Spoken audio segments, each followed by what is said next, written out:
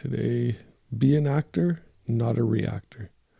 Sidney Harris began his strictly personal column back in 1943. He had a number of books published, all of which I think I own and enjoy.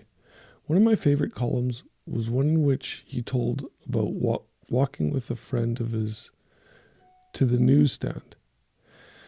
His friend bought a paper, thanking the vendor politely. The vendor didn't even acknowledge it.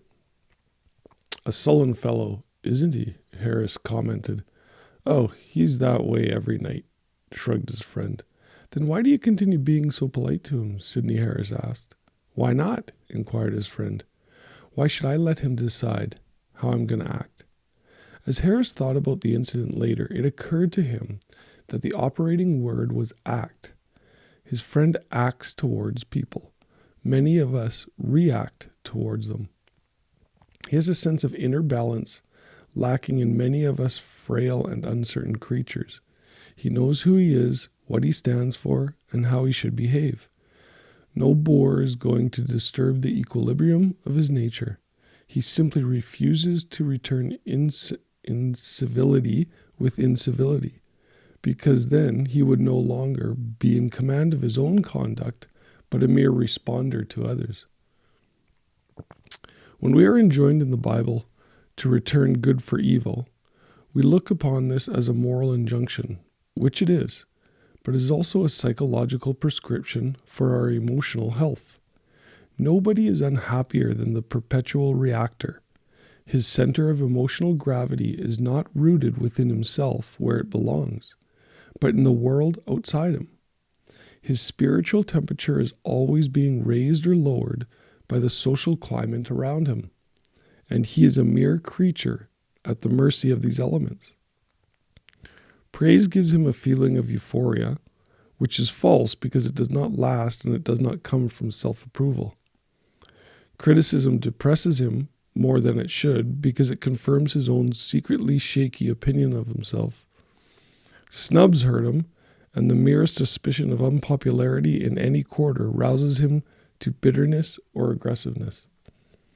Only a saint, of course, never reacts, but a serenity of spirit cannot be achieved until we become the masters of our own actions and attitudes, and not merely reactors of other people's feelings. To let another determine whether we shall be rude or gracious, elated or depressed, is to relinquish control over our own personalities, which is ultimately all we possess. The only true possession is self-possession. I love this one.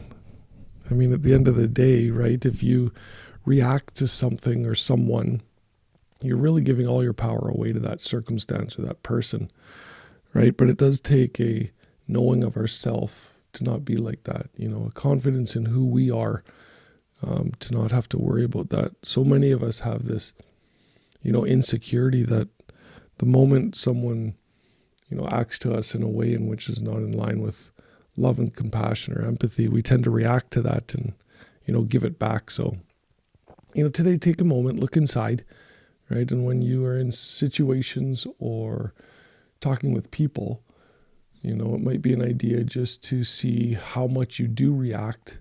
And as he says here, become an actor, not a reactor. Act to people always the way you want, and never react back to them with what they're dishing out. So enjoy this day, and when you do get into these circumstances, just let it be. All right? I hope everyone has an amazing day. Thank you for joining me if you were here. If you are, say hi. Always like to know who's on here with me. And if there's ever anything that we can help you with, please reach out. Direct message us and we'll get on a call with you and help you discover the things that, are possible for you and how to get there. All right? We hope everyone has an amazing day. Take care, guys.